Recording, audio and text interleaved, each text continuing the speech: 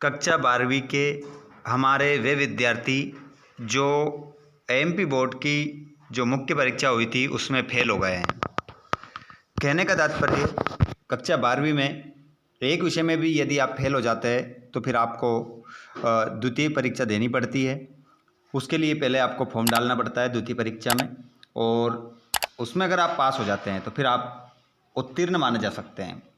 चलिए विद्यार्थियों, तो मैं आप लोगों को बताना चाहूँगा कि आप कितने विषय में फेल हुए हैं। कमेंट बॉक्स में ज़रूर बताएं। सब्जेक्ट के नाम ज़रूर बताएं कौन कौन से विषय में हुए हैं। अर्थशास्त्र का पेपर का यहाँ पर पूरा सॉल्यूशन हम आपको करवाएंगे, अच्छे से लगाइएगा इसको।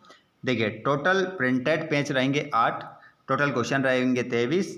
3 घंटे में पूरे पेपर को हल करना है। 80 नंबर का पेपर आएगा हायर सेकेंडरी द्वितीय परीक्षा वर्ष 2026 का। अर्थशास्त्र का इकोनॉमिक्स का हम पेपर देखेंगे हिंदी वर्जन और इंग्लिश वर्जन में। पूरा पेपर सॉल्यूशन के साथ हम देखेंगे। तो सभी जो विद्यार्थी चैनल पर पहली बार आए हैं, चैनल को जरूर सब्सक्राइब कीजिएगा। पेपर कोड आपका 140 रहेगा। यहाँ से जो आपको क्वेश्चन आंसर हम बताएंगे आपको, बहुत ही महत्वपूर्ण आपके लिए ये होने वाला है।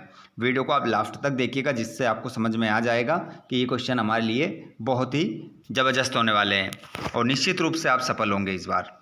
चलिए बच्चों, तो बिना देर किए हम स्टार्ट करते हैं पहले क्वेश्चन से। उससे पहले आप चाहते हैं कि अन्य विषय का पेपर भी आपको मिले, वीडियो मिले, तो आप चैनल को जरूर सब्सक्राइब करके घंटी की बटन को ऑल पर जरूर कर लेना, जिससे आपको नोटिफिकेशन मिल जाएगा।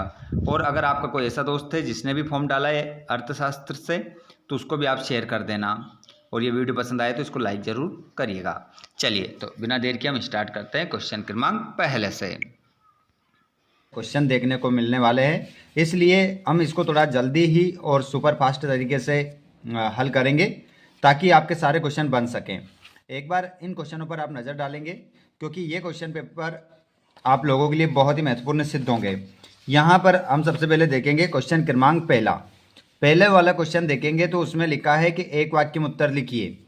एक वाक्य में यदि हम उत्तर लिखें तो यहाँ पर आपका करेक्ट आंसर हो जाएगा, अल्पकाल में फर्म की पूर्ति का वक्र किस प्रकार का होता है। तो हम लिख सकते हैं यहाँ पर यू आकार का होता है। यू कैसा रहता है? ऐसा रहता है, यू आकार का होता है। किस वर्ष में अमेरिका एवं यूरोप के देश महामंदी से प्रभावित हुए? तो इसमें आपका 1929 हो जाएगा। 1929 आप इसमें आंसर लगा लेंगे। आपको मैं बोल भी रहा हूं और समझा भी रहा हूं, यहाँ पर 1929 लिखा है। भारत में बैंकों का बैंक कौन है? तो आरबीआई आंसर हो जाएगा। याद रखना, भारत में बैंकों का बैंक कहते हैं हम आरबीआई को। और प्रभावपूर्ण मांग की अवधारणा किसने दी? तो प्रभावपूर्ण मांग की जो अवधारणा देने वाला व्यक्ति उसका नाम है किन्स। अगला क्वेश्चन है, प्रतिरक्षा व्यय किस प्रकार का व्यय माना जाता है? तो देखिए, प्रतिरक्षा जो व्यय है किस प्रकार का व्यय माना जाता है? तो राजस्व व्यय माना जाता है। राजस्व व्यय आपका इसमें आंसर हो जाएगा। एक देश की मुद्रा का दूसरे देश की मुद्रा में व्यक्त मूल्य क्या कहलाता है? तो वो कहलाता है विनिमय दर। विनिमय दर, याद रखिएगा। अगला क्वेश्चन, राष्ट्रीय आय गणना की विधियों के नाम लिखिए। तो आय विधि, व्यय विधि, उत्पाद विधि, है ना। आय विधि, व्यय विधि और उत्पाद विधि, इन विधियों का आप नाम याद रख सकते हैं। इंग्लिश मीडियम वाले बच्चे अपने आंसर लगा लेंगे। उसके बाद आप देखेंगे क्वेश्चन क्रमांक आपका स्क्रीन पर आता है दूसरे वाले क्वेश्चन में क्या कह रहा है? क्वेश्चन है आपका, समझिएगा इस क्वेश्चन को, कि सही विकल्प चुनकर लिखिए। बुनियादी आर्थिक समस्या जिसका समाधान करना पड़ता है वह है।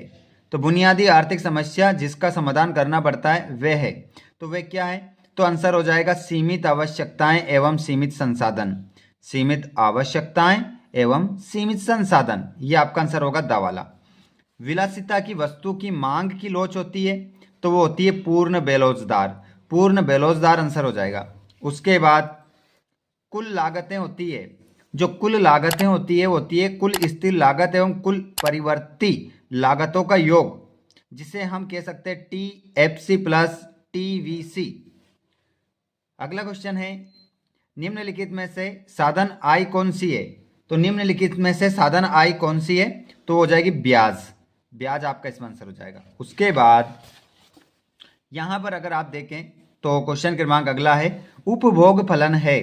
तो उपभोग जो फलन है, आय तथा उपभोग में संबंध, आय तथा उपभोग में संबंध, ये आंसर हो जाएगा। एक सरकारी बजट में राजस्व घाटा 20,000 करोड़ तथा उधारी 50,000 करोड़ है, तब वित्तीय घाटा होगा। तो 70,000 करोड़ का हो जाएगा वित्तीय घाटा। ठीक है। उसके बाद में इंग्लिश मीडियम वाले बच्चे सेम टू आंसर लगाएंगे, सेम टू सेम, यही आपके आंसर हो जाएंगे जो हमने हिंदी मीडियम में बताए हैं। तो यहाँ से आंसर आप लगा लें। उसके बाद अगले क्वेश्चन की ओर हम बढ़ते हैं। तो क्वेश्चन आ जाता है आपकी स्क्रीन पर तीसरा। आप सभी को तीसरा क्वेश्चन दिखाई दे रहा होगा। एक बार आप इस क्लास को अपने दोस्तों के साथ जरूर शेयर करें। जितने भी दोस्त हमारे अर्थशास्त्र का पेपर देने वाले हैं उनको एक बार आप शेयर जरूर करें। कुल संप्राप्ति वक्र का ढाल सदैव होता है नीचे, ये लिखा है नीचे होता है। पूर्ति का नियम वस्तुओं पर लागू नहीं होता, दुर्लभ, जो पूर्ति का नियम है दुर्लभ वस्तुओं पर लागू नहीं होता। पूर्ण प्रतिस्पर्धात्मक बाजार में विक्रेता वस्तुओं का विक्रय करते हैं, समान उत्पाद वस्तुओं का विक्रय करते हैं। कृषि समर्थन कार्यक्रम द्वारा सरकार कुछ कृषि पदार्थों के लिए तय की गई कीमत का तय कर देती है। न्यूनतम समर्थन मूल्य, न्यूनतम समर्थन मूल्य इसमें आंसर हो जाएगा इस खालिस्तान में। जॉन मेनार्ड किन्स की पुस्तक the general theory of employment, interest and money का प्रकाशन सन में हुआ। तो 1936 आंसर आपका इसमें होगा। गुणक एवं सीमांत उपभोग प्रवृत्ति के बीच संबंध पाया जाता है, प्रत्यक्ष संबंध पाया जाता है। उसके बाद आप देखेंगे क्वेश्चन क्रमांक अगला, सत्य या असत्य लिखिए। दीर्घकाल में उत्पादन के सभी साधन अपरिवर्तनशील होते हैं, तो इसमें आपका आंसर हो जाएगा सत्य। इसमें आप आंसर लगाएंगे अपना सत्य। और संतुलन की स्थिति में फर्म अधिकतम लाभ प्राप्त कर सकता है, तो इसका आंसर भी आपका सत्य होगा। उपभोग व्यय बराबर स्वतंत्र उपभोग प्लस प्रेरित उपभोग, तो इसका आंसर आपका असत्य होगा। और अतिरिक्त मांग की स्थिति में सुधार के लिए सरकारी व्ययों में वृद्धि करना चाहिए, तो इसका आंसर आपका असत्य होगा। और संसद में बजट भाषण गृह मंत्री द्वारा दिया जाता है, तो यह भी आपका असत्य हो जाएगा। और आय उत्पादन तथा रोजगार सिद्धांत समष्टि अर्थशास्त्र की शाखा नहीं है, तो इसका आंसर आपका असत्य होगा, इसका भी याद रखिएगा। उसके बाद इंग्लिश मीडियम वाले बच्चे ट्रू फॉल्स यहां पर देखेंगे, बता देता हूं। पहला वाला आपका ट्रू हो जाएगा, दूसरा वाला भी आपका ट्रू होगा, उसके बाद में बाकी जो है आप सब फॉल्स हैं, है ना, याद रखिएगा। उसके बाद यहां पर जोड़ी देखेंगे। जोड़ी देखने के बाद सभी प्रश्नों के उत्तर भी हम देखने वाले हैं। यहां पर देखते हैं हम जोड़ी। विनिमय दर में वृद्धि, विनिमय दर में वृद्धि तो भुगतान संतुलन के प्रतिकूल। विनिमय दर में कमी तो भुगतान संतुलन के अनुकूल। राजकोषीय उपाय तो खुले बाजार की क्रियाएं। मौद्रिक उपाय करारोपण नीति। कोक एवं पेप्सी, तो इसको आप जो कोक एवं पेप्सी को मिलाओगे स्थापन्न वस्तुएं। और पेन एवं स्याही, तो इसको जो आप मिलाओगे वो मिलाओगे पूरक वस्तुएं। और मोटे अनाज, तो मोटे अनाज को जो आप मिलाओगे गिपिन वस्तुएं, गिपिन वस्तुएं मोटे अनाज को। उसके बाद इंग्लिश मीडियम वाले बच्चे सेम टू सेम जोड़ी मिलाएंगे, जो हमने आपको हिंदी मीडियम में बताई है वही इंग्लिश मीडियम में। अब हम यहाँ पर पेपर देखेंगे 6 से लेकर तो पूरा 23 तक। उसके बाद में इसके आंसर भी हम देखेंगे। देख सकते हैं सभी क्वेश्चन आप यहाँ पर। हम कब कहते हैं कि बाजार में किसी वस्तु के लिए अधिमांग है या अधिपूर्ति है? क्या होगा यदि बाजार में प्रचलित मूल्य है संतुलन कीमत से अधिक या संतुलन कीमत से कम? देख सकते हैं सभी क्वेश्चन आप रीड कर लेना ताकि हमारा समय बचेगा और हम कुछ आंसर लगा सकते हैं। यहाँ पर देख सकते हैं क्वेश्चन नंबर 8वां, सरल अर्थव्यवस्था में आय के वर्तुल प्रवाह का रैखिक नामांकित आरेख बनाइए। उसके बाद आप देख सकते हैं निम्नलिखित के पूर्ण नाम लिखिए। जीडीपी, एनडीपी, डब्ल्यूपीआई, सीपीआई, इनके पूरे नाम लिखना है। माल सूची को परिभाषित कीजिए। उत्पाद के कारकों के नाम एवं उनके परिश्रमिक लिखिए। राष्ट्रीय आय गणना की आय विधि के कोई 4 घटकों के नाम लिखिए। स्टॉक एवं प्रवाह को परिभाषित कीजिए। भारतीय रिजर्व बैंक के कोई 2 कार्य लिखिए। सीमांत उपभोग प्रवृत्ति क्या है। एक दिष्ट अधिमान क्या है। उपयोगिता के कोई 2 लक्षण लिखिए। अनधिमान वक्रों के कोई 2 लक्षण लिखिए। बजट सेट को परिभाषित कीजिए। उसके बाद देख लीजिए पूरे क्वेश्चन पेपर है, उसके बाद इसके आंसर भी आपको मिलने वाले हैं। ठीक है, देख सकते हैं आप, पूरा क्वेश्चन अच्छे से रीड कर सकते हैं। उसके बाद यहाँ पर भी देख सकते हैं आप क्वेश्चन, आय एवं रोजगार के परंपरावादी सिद्धांत एवं किन्स के सिद्धांत में कोई 4 अंतर लिखिए। अत्यधिक मांग एवं भावी मांग में कोई 4 अंतर। मांग के नियम के कोई 4 अपवादों की विवेचना कीजिए। मांग की कीमत लोच की श्रेणियों के नाम लिखते हुए किसी एक श्रेणी की सचित्र व्याख्या कीजिए। उसके बाद देख सकते हैं पूरा क्वेश्चन पेपर है 23 तक। अब हम देख लेते हैं इसका आंसर, पूरा आंसर हम देखेंगे। उसके बाद हम बढ़ते हैं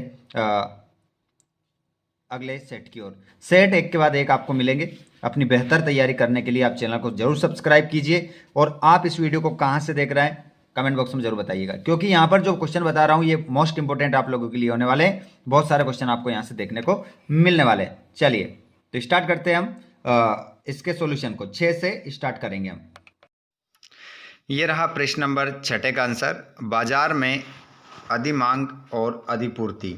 तो देखिए ये रहा अधिमांग। जब बाजार में किसी वस्तु की बाजार मांग उसकी बाजार पूर्ति से अधिक होती है तब हम कहते हैं कि उस वस्तु के लिए अधिमांग है। अधिपूर्ति, जब बाजार में किसी वस्तु की बाजार पूर्ति उसके बाजार मांग से अधिक होती है तब हम कहते हैं कि उस वस्तु के लिए अधिपूर्ति है। उसके बाद अथवा वाला इसका, ये एक वैचारिक समस्या है। क्वेश्चन नंबर अथवा वाला इसका। तो क्या होगा यदि बाजार में प्रचलित मूल्य संतुलन कीमत से अधिक है, ये अथवा वाला। तो जब कीमत संतुलन कीमत से अधिक होती है तो आपूर्तिकर्ता अधिक आपूर्ति करने के इच्छुक होते हैं जबकि उपभोक्ता कम मांग करते हैं।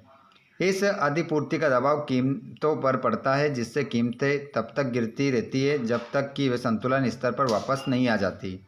7वां आंसर, भारत में उच्चतम निर्धारित कीमत। तो भारत में उच्चतम निर्धारित कीमत आमतौर पर आवश्यक वस्तुओं पर लागू होती है ताकि वे आम लोगों के लिए सस्ती रहे। ऐसी 4 आवश्यक वस्तुएं जिन पर भारत में मूल्य सीमा लागू हो सकती है: अनाज, चीनी, मिट्टी का तेल, दवाइयाँ। उसके बाद अथवा वाला ये क्वेश्चन है, निम्नतम निर्धारित कीमत के सुपरिचित उदाहरण दीजिए। तो देखिए निम्नतम निर्धारित कीमत के सबसे सुपरिचित उदाहरण है न्यूनतम समर्थन मूल्य, जिसे हम बोलते हैं MSP, और न्यूनतम मजदूरी दर, जिसे हम बोलते हैं मिनिमम वेज रेट। उसके बाद में यदि हम बात करें क्वेश्चन नंबर 18 की, 8वां क्वेश्चन है सरल अर्थव्यवस्था में आय का वर्तुल प्रवाह। तो यहाँ पर आप देख सकते हैं आय का चक्रीय प्रवाह एक आर्थिक मॉडल है जो दर्शाता है कि धन अर्थव्यवस्था के विभिन्न क्षेत्रों के बीच कैसे प्रवाहित होता है। परिवार उत्पादन के कारकों के मालिक होते हैं और फर्मों को उन्हें प्रदान करते हैं। फर्म इन कारकों का उपयोग वस्तुओं और सेवाओं का उत्पादन करने के लिए करती है जिन्हें परिवार खरीदते हैं। इस प्रक्रिया में धन का निरंतर प्रवाह होता है। इसका अथवा वाला, 8वें का अथवा वाला, पूर्ण नाम लिखना है अथवा वाले में। जैसे कि GDP का पूरा नाम हिंदी में जैसे बोलते हैं हम सकल घरेलू उत्पाद, लेकिन यदि इसको हम इंग्लिश में बोले तो ग्रॉस डोमेस्टिक प्रोडक्ट आंसर हो जाएगा। NDP तो निवल घरेलू उत्पाद, और WPI थोक मूल्य सूचकांक, और CPI उपभोक्ता मूल्य सूचकांक। उसके बाद में माल सूची की परिभाषा, 9वां क्वेश्चन। माल सूची से तात्पर्य तैयार माल, अर्ध तैयार माल और कच्चे माल के उस भंडार से है जो कोई फर्म उत्पादन या बिक्री के उद्देश्य से किसी भी समय अपने पास रखती है। इसका तो वाला उत्पादन के कारक। तो देखिए उत्पादन के जो कारण होते हैं वो होते हैं भूमि, श्रम, पूंजी, उद्यम या किराया, मजदूरी, ब्याज, लाभ। ठीक है, तो इस प्रकार ये हमारे क्या होते हैं, उत्पादन के कारक होते हैं। 10वां, राष्ट्रीय आय गणना की आय विधि के घटक। तो मजदूरी, किराया, ब्याज और लाभ राष्ट्रीय आय गणना की आय विधि के 4 प्रमुख घटक हैं, जिसे मजदूरी, किराया, ब्याज और लाभ।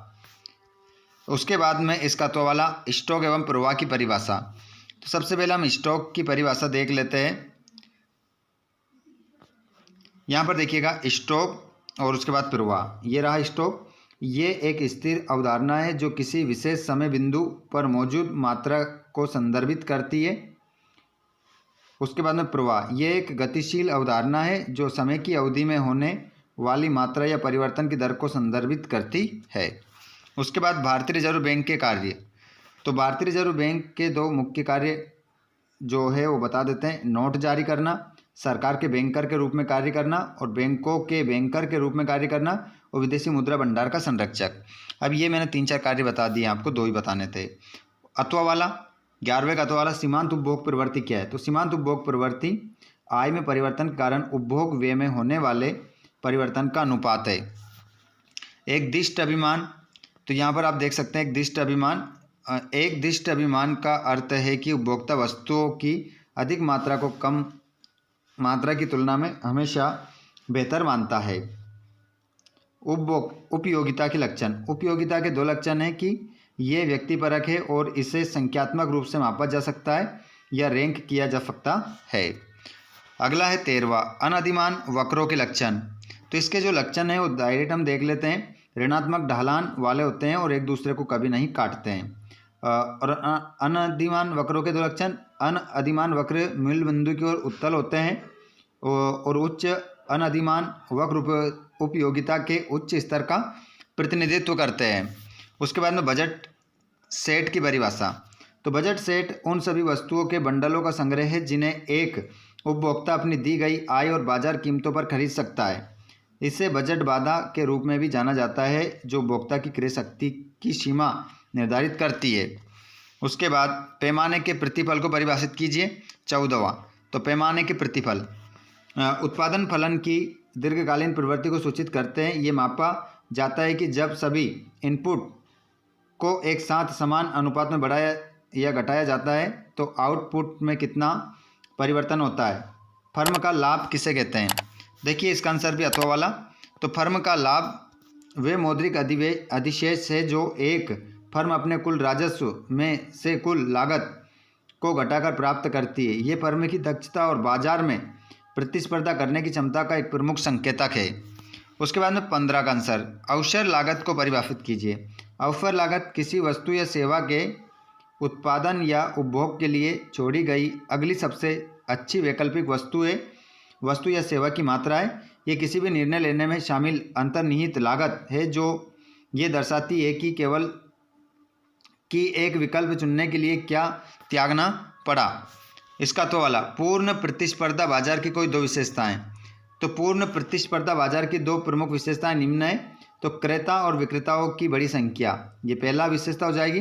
पहली विशेषता, बाजार में इतनी बड़ी संख्या में खरीदार और विक्रेता होते हैं कि कोई भी व्यक्तिगत फर्म या उपभोक्ता अकेले बाजार मूल्य को प्रभावित नहीं कर सकता। उसके बाद चालू खाता, 16वां आंसर, चालू खाता और पूंजी खाता के बारे में बताना है, उसकी विशेषता बताना है। तो इसमें माल और सेवाओं में व्यापार के साथ साथ आय और वर्तमान हस्तांतरण शामिल है। वस्तुओं का निर्यात और आयात, सेवाओं का निर्यात और आयात, आय प्राप्तियां और भुगतान, और निजी प्रेषण और सरकारी अनुदान जैसे एक तरफा हस्तांतरण। उसके बाद पूंजीगत खाता, इसमें परिसंपत्तियों के स्वामित्व में सभी अंतर्राष्ट्रीय परिवर्तन शामिल है। प्रत्यक्ष विदेशी निवेश, पोर्टफोलियो निवेश और ऋण और उधारी। इसका अथवा वाला, विदेशी विनिमय दर को प्रभावित करने वाले तत्व। तो देखिए जो विदेशी विनिमय दर को प्रभावित करने वाले तत्व हैं, बाजार में विदेशी मुद्रा की मांग और आपूर्ति और संबंधित देशों में मुद्रास्फीति दर में अंतर और ब्याज दरों में अंतर। ये 3 कारण से इसे क्या किया जाता है, विदेशी विनिमय दरों को प्रभावित किया जाता है। और भी इसमें आप लिख सकते हैं, ये स्क्रीनशॉट ले लेना, इतना और लिख सकते हैं। ये 17वां क्वेश्चन में आप देख सकते हैं। देखिए 17वें क्वेश्चन का आंसर आप स्क्रीनशॉट ले लो बटाक से, और उसके बाद ये अथवा वाला का स्क्रीनशॉट ले लो आप, ताकि हमारा थोड़ा समय बचे और हम और कुछ आप लोगों के लिए बेहतर कर सकें। उसके बाद में 19वां क्वेश्चन का आंसर है। क्वेश्चन आंसर यहाँ से लिखा है, देखिए आंसर यहाँ से स्टार्ट होगा आपका आंसर। तो आंसर आप देख सकते हैं यहाँ पर ये पूरा। उसके बाद में ये इसका अथवा वाला। उसके बाद में ये आ गया 20वां क्वेश्चन का आंसर, ये ठीक है। और ये 20वें का अथवा वाला यहाँ से स्टार्ट हो जाएगा। ये रहा 20 का अथवा वाला, इसको भी आप कंप्लीट कर लीजिए। ये रहा 21वां, मांग के नियम के अपवाद। गिपिन वस्तुएं, प्रतिशत सूचक वस्तुएं, भविष्य में कीमत परिवर्तन की आशा, 3 यहाँ पर अपवाद हैं और एक अपवाद और है, अज्ञानता है ना। और अथवा वाला क्वेश्चन ये रहा आपका, मांग की कीमत लोच की श्रेणियाँ, तो पूर्णतः लोचदार, पूर्णतः बेलोचदार, लोचदार, बेलोचदार और इकाई लोचदार, पूर्णतः बेलोचदार मांग की व्याख्या। ठीक है, बस इतना ही लिखना है। उसके बाद यदि हम बात करें क्वेश्चन नंबर 23 का आंसर, भारत सरकार द्वारा 2016 में किए गए विमुद्रीकरण के सकारात्मक प्रभाव की व्याख्या कीजिए। काले धन पर रोक, डिजिटल लेन देन को बढ़ावा, कर आधार में वृद्धि और नकली मुद्रा पर प्रहार। इसका तो वाला 23 का, जमा स्वीकार करना, ऋण प्रदान करना, एजेंसी कार्य, सामान्य उपयोगिता सेवाएं, शाखा निर्माण। तो ये तो हो गए आपके 23 तक आंसर। 1-2 प्रश्न मैंने आपको नहीं बताए, तो वो आपको अगर नहीं बन पाते हैं, आपको नहीं मिल पाते आंसर, तो आप हमें कमेंट बॉक्स में बताना। हमारा एक टेलीग्राम और एक व्हाट्सएप ग्रुप भी है, वहाँ पर जो क्वेश्चन छूट जाते हैं वो आंसर वहाँ पर हम प्रोवाइड करवाते हैं आप लोगों को। तो आप हमारे व्हाट्सएप ग्रुप, टेलीग्राम ग्रुप से जुड़ जाइएगा, जिसकी लिंक हमने डिस्क्रिप्शन में दे रखी है। साथ में यदि आप चाहते हैं कि इसी प्रकार आपको बेहतर आने वाले सभी वीडियोस मिले, तो आप चैनल को जरूर सब्सक्राइब कर लीजिएगा और घंटी बटन कॉल पर कर लीजिएगा, जिससे आने वाले वीडियो का नोटिफिकेशन आपको मिल सके और सबसे पहले मिल सके, है ना। आपको आज का वीडियो कैसा लगा कमेंट बॉक्स में ज़रूर बताना। धन्यवाद, थैंक्स फॉर वॉचिंग, जय हिंद।